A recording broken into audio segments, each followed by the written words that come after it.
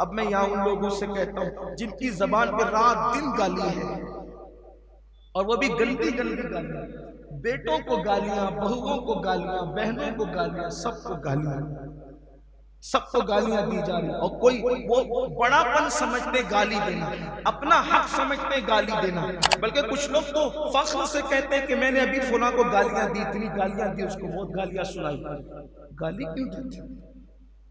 اگر یہ مرتے وقت یہ جو عادت بنی ہے نا گالی کی، جو عادت ہوگی، اسی لیے کہتے کلمے کی عادت ڈالو، اٹھتے بیٹھتے چلتے پھرتے کلمہ پڑھا کرو، سوتے ٹائم کلمہ پڑھا کرو، اٹھنے کے بعد کلمہ پڑھا کرو، نماز کے بعد کلمہ پڑھا کرو، وضو کے بعد کلمہ پڑھا کرو، کلمہ کلمہ کلمہ کی عادت بناؤ تاکہ دنیا سے جاؤ تو مرتے مرتے کلمہ پڑھتے ہوئے جاؤ، گالیاں مت دو۔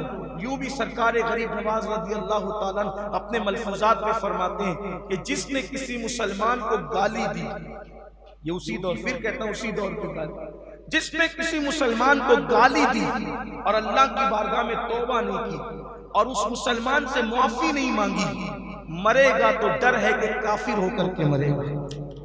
جس نے کسی مسلمان کو گالی دی تو مرے گا تو ڈر ہے کہ کافر ہو کر کے مرے گا، مرتے وقت اس کی زبان پہ کلمہ نہیں آئے گا۔ آپ مسلمان کو گالی دو تو مرتے وقت زبان پہ کلمہ نہ آئے، موت کے وقت ڈر ہے کہ کافر ہو کر کے مرے۔ جو ساری زندگی بیوی کو شریک حیات کو گالی دیتا رہا، بیٹیوں کو بیٹوں کو گالی دیتا رہا، گھر میں گالیوں کا، اور یاد رکھنا گھر کے چھوٹے بچے اسی گھر میں گالی دیتے ہیں جہاں بڑے گالی دیتے ہیں۔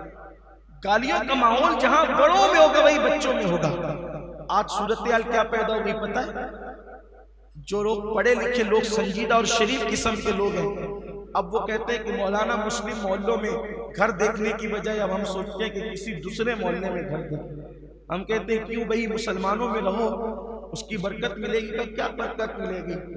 جہاں صبح اٹھنے کے بعد گالی سننے کو ملتی اور سوتے وقت تک گالی سننے کو ملتی، وہاں رہ کے کیا کریں؟ یہ معاشرہ ہو گیا ہمارا،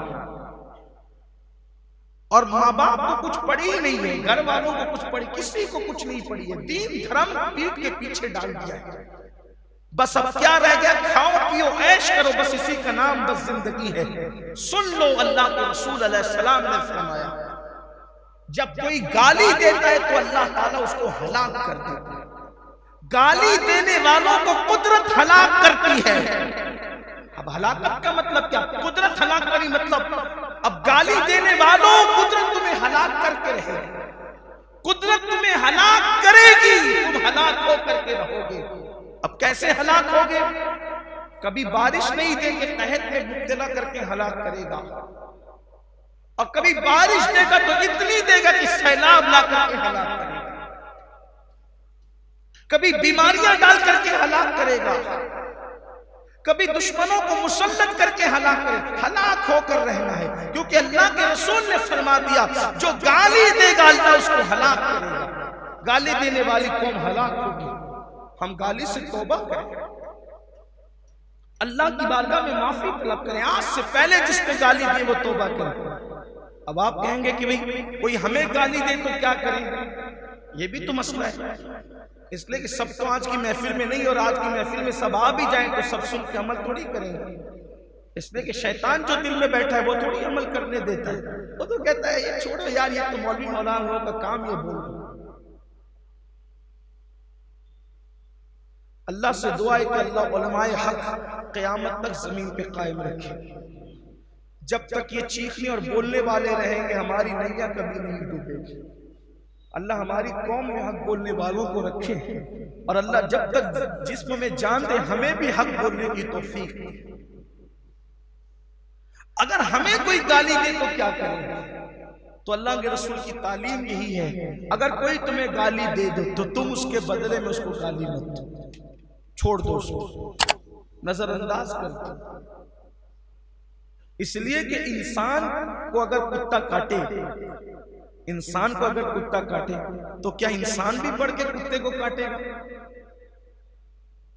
اب جو گالی دینے کی جرات کر رہا ہے تو وہ کیا انسان ہوا؟ پھر اس کو انسان ہونا کب؟ اس کے اندر انسانیت ہوتی تو وہ گالی کیوں دیتا؟ اس کو چھوڑ دو، پھر اس کے حال کو چھوڑ دو، اسے اب گالی نہ دو، منہ پھیر لو اس سے۔ ویسے بھی قرآن کہتا ہے وَإِذَا خَاطَبَهُمُ الْجَاهِلُونَ قَالُوا سَلَامًا، اللہ تعالیٰ فرماتے ہیں جب تمہارا مقابلہ، جب تمہاری مخاطبت جاہلوں سے، خاطبہم الجاہلون، تمہاری مخاطبت جاہلوں سے ہو تو کیا کرو؟ قالوا سلاما، ان سے سلامتی کی بات کہہ کے گزر جاؤ۔